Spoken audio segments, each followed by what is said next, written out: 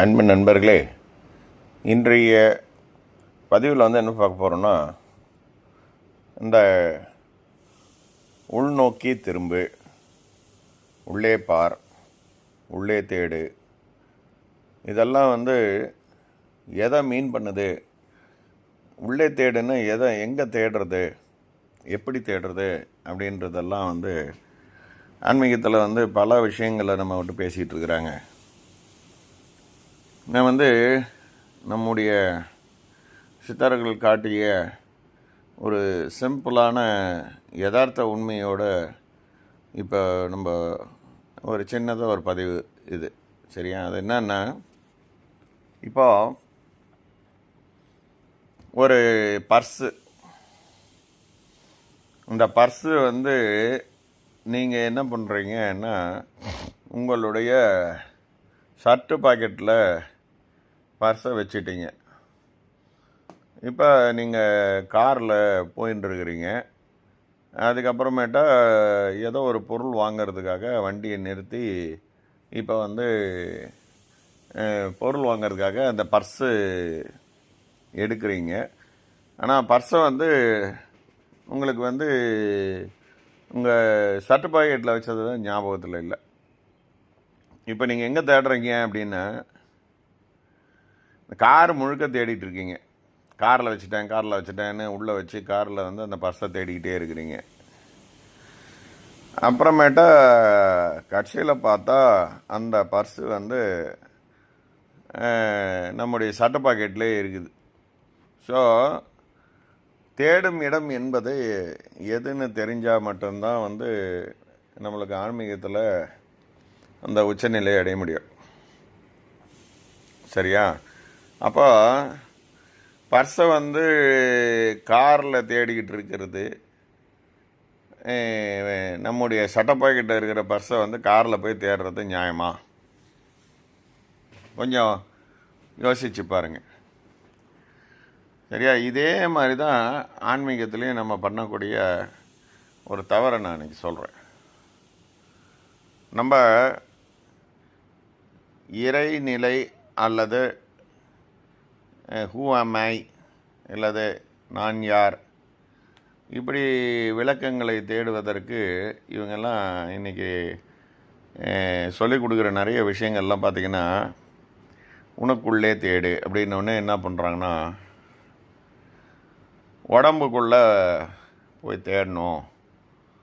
இந்த ஆகனா சக்கரம்னு ஒன்று இருக்குது, அந்த ஆகனா சக்கரத்துக்குள்ளே போய் தேடணும். இந்த பீனியல் கிளாண்டுன்னு ஒன்று இருக்குது, அந்த பீனியல் கிளாண்டை ஆக்டிவேட் பண்ணணும். அதெல்லாம் பண்ணிட்டா உடனே நம்மளுக்கு அந்த ஞானம் என்ற ஒன்று விளங்கிரும். நம்முடைய அந்த தன்னை அறிதல்ன்றது கிடச்சிரும் அப்படின்லாம் இன்றைக்கி நிறைய சொல்லிக்கிட்டு இருக்கிறாங்க. இப்போ நம்ம முன்னாடி சொன்ன எக்ஸாம்பிளையும் இப்போயும் கம்பேர் பண்ணி பாருங்கள். இந்த கார் என்ற உடம்பில் இந்த உயிர் அல்லது ஆன்மான்னு சொல்லக்கூடிய ஒன்று டிரைவராக காரை இயக்கிக்கிட்டு இருக்குது.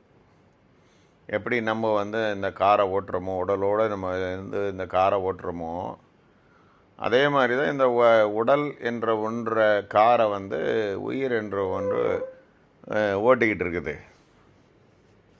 இப்போ இந்த உயிர் என்ற டிரைவரு இந்த பர்ஸை காரில் தேடுறது நியாயமா, தங்கிட்ட இருக்கக்கூடிய அந்த சட்டப்பையில் தேடுறது நியாயமானு புரிஞ்சுக்குங்க. உங்களுக்கு தெரிய வரும்னு நினைக்கிறேன். இப்போ இந்த பீனியல் கிளாண்டு, இந்த ஆகனா சக்கரம், இதெல்லாம் என்னன்னு கேட்டிங்கன்னா, காரில் இருக்கிற டேஷ்போர்டு, பின்னாடி சீட்டுக்கு பின்னாடி இருக்கிற கவரு, சைடில் இதிலெல்லாம் தேடுறீங்க பார்த்தீங்களா, அதுதான் இந்த உடம்பில் இருக்கிற எதையோ ஒரு பொருளை வச்சுக்கிட்டு தேடிக்கிட்டு இருக்குது. இந்த 6 சக்கரங்கள், அந்த சக்கரங்கள், இந்த சக்கரங்கள், எதையோ தேடுறோம். இந்த யோகா அந்த யோகான்றது எல்லாமே நம்ம பண்ணிக்கிட்டு இருக்கிறோம். ஆனால் உண்மையில் நீங்கள் தேட வேண்டியது எதுன்னா, எங்கே தேடணும் அப்படின்னு கேட்டிங்கன்னா, உங்கள் சட்டப்பையில் தானே தேடணும். அதே மாதிரி இந்த உடம்பில் இந்த உயிர் என்ற ஒன்று தான் இயக்கிட்டு இருக்குது. அப்போ இந்த உயிர் என்ற அந்த டிரைவர் தான் வந்து தனக்கு உள்ளே வச்சுருந்த பர்ஸை வந்து தேடுறார். அப்போ அந்த உயிரானது வந்து தனக்குள்ளே இருக்கிற விஷயத்தை தான் அது வந்து தேடி அடையணுமே ஒழிய உடம்புக்குள்ளே தேடிக்கிட்டு இருக்கிறதுனால எந்த பிரயோஜனமும் இல்லைன்றதை புரிஞ்சுக்குங்க. இது ரொம்ப ரொம்ப சாதாரணமான விஷயமா இருந்தாலும் இந்த ஒரு பேசிக்கான விஷயத்தை கூட இன்றைக்கி நம்முடைய ஆன்மீகவாதிகள் வந்து ஊதி பெருசாக்கிட்டு இருக்கிறாங்க. அதாவது காரில் இருக்கிற ஏதோ ஒரு ஸ்பேர் பார்ட்ஸை வந்து ஒரு முக்கியத்துவமாக வச்சு அதில் நீ தேடினா நான் பர்ஸு கட்சிடுன்னு சொல்கிறது நியாயமாகுமா? அந்த மாதிரி உடம்புல இருக்கிற ஏதோ ஒரு பொருள் அதை வந்து இன்றைக்கி அந்த செமனுன்னு சொல்லிக்கிட்டு அதில் ஒரு கும்பல் தெரிஞ்சுக்கிட்டு இருக்குது, விந்து கட்டுதல் ஆய்வுன்ட்டு. அதுக்கப்புறம் பார்த்திங்கன்னா இந்த பீனியல் கிளாண்ட் ஆக்டிவேஷன்னு ஒன்று ஒரு கும்பல் தெரிஞ்சிட்ருக்கு. அப்புறம் வந்து 6 ஆதாரங்களை வந்து தேடிக்கிட்டு இருக்கிறேன்னு ஒரு கும்பல் அலைஞ்சிட்ருக்குது. அதுக்கப்புறம் இந்த வந்து குண்டலினி யோகா அப்படின்னு சொல்லிக்கிட்டு அது ஒரு கும்பல் அலைஞ்சிட்ருக்குது. இப்போ இந்த காற்று கடவுள், காற்று வச்சுக்கிட்டு தான் நம்ம வந்து எல்லாத்தையும் செய்கிறோம் அப்படின்றத ஒரு கும்பல் அலைஞ்சிட்டு இருக்குது. இதெல்லாம் யோசித்து பாருங்கள். இதெல்லாம் வந்து காரில் இருக்கிற ஏதோ ஒரு ஸ்பேர் பார்ட்ஸை வச்சுன்னு தேடிக்கிட்டு இருக்கிறோன்றது புரிஞ்சுக்கிறீங்களா இல்லையா? அது நல்லா நமக்கு புரியுது தானே. அப்போ நம்ம தேடக்கூடிய பர்ஸு அங்கே எங்கே இருக்குது? அந்த பர்ஸு வந்து யார் அந்த தேடுறாரோ, அந்த டிரைவர் தேடுறாரோ அவருடைய பாக்கெட்டில் தான் இருக்குது. அவர் பாக்கெட்டில் தேடுறதை விட்டு கார் முழுக்க தேடிங்கிறார். அந்த மாதிரி இந்த உடம்பு முழுக்க ஏதோ ஒரு பொருளை வச்சு அதை அடைந்துட முடியும், அந்த பர்ஸை போய் தேடிட முடியும் அப்படின்றத இன்றைக்கி ஆன்மீக உலகம் அலைஞ்சிட்ருக்குதுன்றதை புரிஞ்சுக்குங்க. ஸோ பிரபஞ்சம், இறைநிலை எல்லாத்தையும் எங்கே தேடணும் அப்படின்னு கேட்டிங்கன்னா, இந்த உடம்புல ஒன்று இருக்குது பார்த்திங்களா, நான் என்ற ஒன்று இருக்குது இல்லையா, நான் அப்படின்ற ஒரு உணர்வு இருக்கு இல்லையா, அந்த ஆள் தான் வந்து எப்பயுமே வந்து நான் அப்படின்ற ஒரு விஷயத்த சொல்கிறார், எண்ணத்தை சொல்கிறார். நான் இந்த உடம்பு அப்படின்றார். நம்ம வந்து நாம் தான் இந்த கார் அப்படின்னு சொல்கிற மாதிரி வச்சுக்கோங்களேன். இப்போ நீங்கள் காருக்குள்ளே உட்காந்து கொஞ்சம் அடாப்ட் ஆகிட்டிங்கன்னா அந்த காரினுடைய 4 மூளையும் உங்களுக்கு வந்து மூளையில் பதிவாயிடும். அது எவ்வளோ அகலம் நீளம் இருக்குது, அதை எப்படி லாவகமாக ஓட்டினா இடிக்காமல் ஓட்டலான்றது எல்லாமே உங்கள் மூளையில் பதிவாகிக்கும். அதை வச்சு நீங்கள் ஓட்டுவீங்க. முதல்ல பார்த்தீங்கன்னா கொஞ்சம் கஷ்டமாக இருக்கிற மாதிரி ஒரு புது காரை எடுத்து ஓட்டும் போது அந்த அளவு கிளவுலாம் தெரியறது, அளந்து வைக்கிறது அதெல்லாம் தெரியறதுக்கு கொஞ்சம் லேட் ஆகும். ஸோ அப்போ முன்னாடி எவ்வளோ தூரத்துக்கு அந்த பேனட் இருக்குது, அப்போ எவ்வளோ டிஸ்டன்ஸ் வச்சு நம்ம வண்டி ஓட்டணும் இன்னொரு வண்டிக்கும் நமக்கும் அப்படின்றது, எப்படி வந்து கட்டடிச்சு திருப்பணும் அப்படின்றது எல்லாமே கொஞ்சம் நாள் ஆகும் இல்லையா பழகிறதுக்கு. அதுக்கப்புறம் நாமளும் அந்த காருக்குள்ளே உட்காந்தோடனே காரும் நாமும் ஒரே அளவாக ஆயிடுற மாதிரி ஒரு ஃபீலிங் இருக்கும். அதே மாதிரி தான் இந்த உடம்பு. ஸோ இந்த உடம்பில் நீங்கள் போய் தலைகீழே வந்து இந்த தேடினாலும் அதில் உள்ள எதுவுமே கிடைக்காதுன்றதை புரிஞ்சுக்கணுங்க. ஸோ எதை தேடணுன்னா, இப்போ இந்த உடம்பை யார் உள்ளேருந்து இயக்குகிறாரோ அவருக்குள்ளே தாங்க இறைநிலை இருக்குது. அப்போ மண்டைக்குள்ளே இறைநிலை இருக்குதுன்னு சொல்கிறவன்லாம் கொஞ்சம் யோசிச்சு பாருங்கள். காற்றை அப்படியே மேலே ஏற்றி மண்டைக்குள்ளே உழலை விட்டு அப்படியே அதில் அதையே சுவாசிச்சுக்கிட்டு ஜீவசமாதியில் உட்காந்துடுறவங்க அப்படின்னு சொல்லிக்கிட்டு இருக்கிறவங்களுக்கெல்லாம் இது ஒரு சாட்டை அடி பதிலாக இருக்கட்டும்ன்றதுக்காக தான் சொல்கிறேன். ஸோ நீங்கள் இறைநிலைன்னு சொல்கிற வெட்ட வெளின்னு சொல்கிற எல்லாமே உங்களுக்கு தலைக்கு மேலே காட்டிக்கிட்டு இருக்கவங்கெல்லாம் இதெல்லாம் புரிஞ்சுக்குங்க. உனக்கு உள்ள அப்படின்னா என்ன அர்த்தம்னா, இந்த உடம்பில் உயிராக இருக்கின்ற உங்களுக்குள்ளே போய் தான் இறைநிலை, இறைவன், வெட்டவெளி, ஒளி எல்லாமே அங்கே தான் தேடணுமே வழியே நீங்கள் இந்த பீனியல் கிளாண்டை வச்சுன்னு தேடுறது, இந்த ஸ்பைனல் கார்டை வச்சுன்னு தேடுறது, இந்த செமனை வச்சுன்னு தேடுறது, இதெல்லாம் வந்து பிரெயினோட கனெக்ட் பண்ணி பேசுறது, உடம்பினுடைய அனைத்து பகுதிகளையும் வச்சு பேசிக்கிட்டு இருக்கிறது, இதெல்லாம் வந்து வேஸ்ட். இப்போ இந்த உடம்பை அப்படி கழட்டி ஓரமாக வச்சுட்டு அந்த உயிரின்னு சொல்கிறவன் இருக்கான் பார்த்தீங்களா, அவன் தன்னை வந்து எப்படி இருக்கிறேன் அப்படின்றத அவன்தான் தன்னை உணர்ந்துக்க ட்ரை பண்ணணும். ஸோ அதை தன்னை உணர்ந்துக்க ட்ரை பண்ணணும்னு அவசியம் கிடையாது. அவன் தண்ணிலே இருந்தானாலே அவன் தானாகவே மாறிவிடுவான். தண்ணிலே இருந்தாலே தானாக மாறிவிடுவான். அவன் என்ன இயல்போ அதுவாக மாறிவிடுவான்.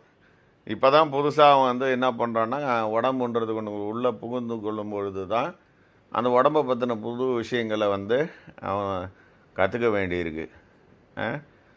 ஏன்னா குழந்த பிறந்த உடனே அப்படியே ஏஞ்சி நடக்கிறதில்ல. கொஞ்சம் கொஞ்சமாக அது வந்து கற்றுக்கின்னு இந்த உடம்பை இயக்கிறது எப்படி என்ன ஏதுன்றதெல்லாம் கற்றுக்கின பிறகு தான் அது வந்து நடக்குது. அதுக்கப்புறம் ஓடுது, அப்புறம் பேசுது, அதுக்கப்புறமேட்ட கை கால்லாம் வந்து டான்ஸ் ஆடுது, அப்புறம் மூளை அறிவு வந்து இயக்கத்துக்கு தெரிஞ்சுக்குது, ஸ்கூலுக்கு போய் படிக்குது, அப்புறம் எல்லா மொழிகளை கற்றுக்குது, அப்புறம் வந்து உடம்புல எதெல்லாம் போட்டால் இந்த உடம்பு வளருன்றதெல்லாம் தெரிஞ்சுக்குது, உணவை பற்றி. அந்த மாதிரி எல்லாத்தையும் ஒன்று ஒன்றையாக வந்து உடம்பினுடைய விஷயத்தை தான் அது தெரிஞ்சுக்கின்னு இருக்குதுன்றதை நல்லா புரிஞ்சுக்குங்க.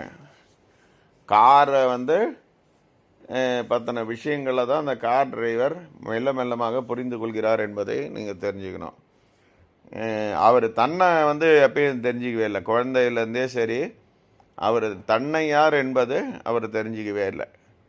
அந்த உயிர் என்ற ஒன்று தான் வந்து கார் டிரைவராக இருக்குது. அந்த கார் டிரைவர் தன்னை உணர்ந்து கொள்ள முயற்சிக்கவே இல்லை. அதுதான் உண்மை. அது முயற்சி செய்யணுமா அப்படின்னு கேட்டிங்கன்னா, நீங்கள் காரு அதுன்னு சொல்லக்கூடிய வெளியில் இருக்கிற எந்த ஒரு விஷயத்தையும் நீங்கள் முயற்சி செய்யாமல் சும்மா இருந்தீங்கனாலே நீங்களே ஆகிடுவீங்க. ஏன்னா உங்களுக்கு வந்து எந்த மாற்றங்களும் கிடையாது, எதுவுமே கிடையாது. எப்பவுமே யூ ஆர் கான்ஸ்டன்ட். ஸோ நீங்கள் அந்த நிலைக்கு இருந்து பழகிட்டிங்கன்னா அங்கேயே இருந்துருவீங்க. நீங்கள் காரெல்லாம் ஓட்ட மாட்டீங்க, அப்படியே வந்து நீங்களாகவே இருந்துருவீங்க. அப்போது வந்து என்ன ஆகும்னா, உங்களுக்கென்று எந்த விதமான உணர்வுகளும் ஏற்படாது. ஏன்னா உணர்வுகள்னு ஒன்று ஏற்பட்டுச்சு. நான் இதை பார்த்துட்டேன், அதை பார்த்துட்டேன், இது இவ்வளோ பெருசாக இருந்தது, இது தேன், இதை சுவைச்சிட்டேன், இது அனுபவம், இந்த அனுபவத்தை பெற்றுட்டேன், அந்த அனுபவத்தை பெற்றுட்டேன்றது எல்லாமே வந்து உலகியல் என்பதை புரிந்து கொள்ளுங்கள். ஆன்மீகத்துக்கு அது கிடையாது. ஆன்மீகத்தில் நீயாக இருப்பது மட்டும்தான் ஆன்மீகங்க. ஸோ நீயாக இருக்கும் பொழுது நீ ஒருவன் மட்டுமே இருப்பாய். ஒருவனே இருக்கும் பொழுது அவன் எதையும் உணரமாட்டான். எந்த உணர்வும் இல்லாத இடத்துல தான் அவன் இருப்பான் அப்படின்றத புரியுது. அது எப்படி சொன்னால், தன்னையும் உணர்கின்ற அந்த ஒரு நிலையும் இருக்காது. சரியா? அப்போ வந்து உணர்வெல்லாம் கடந்ததாம் அருட்பெருஞ்சோதி அப்படின்னு வள்ளல் பெருமான் சொன்ன மாதிரி அந்த இடம் அப்படி இருக்குது. அதனால் தன்னை அறிதல் அப்படின்ற விஷயம் வந்து இந்த உடம்பை அறியறதுக்கு வச்சுக்கின்னு முயற்சி பண்ணாதீங்க. உடம்புல இருக்கிறத வச்சுக்கிட்டு இருக்கிறத வந்து முயற்சி பண்ண வேண்டிய அவசியம் இல்லை. நீங்களாக இருக்கணும் அப்படின்னு நினச்சிங்கன்னா நீங்கள் வந்து ஜஸ்ட் லைக் தட்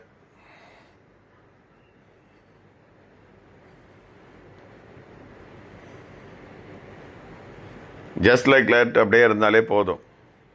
வேறு எதுவும் நீங்கள் வந்து பெருசாக வந்து பண்ண வேண்டிய அவசியம் எதுவுமே இல்லைன்றதை நீங்கள் புரிஞ்சுக்குங்க. ரைட்டா? இன்னொரு பதிவில் பார்ப்போம். இது ரொம்ப சிம்பிளாக இருந்தாலும் ரொம்ப உதவிகரமான விஷயம், ரொம்ப நியாயமான விஷயம், ரொம்ப யதார்த்தமான உண்மை. இது திருப்பி ஒரு தடவை 2 தடவை போட்டு கேட்டு பாருங்கள், உங்களுக்கு உண்மை விளங்கும். இன்னொரு பதிவில் பார்க்கலாம். நன்றி.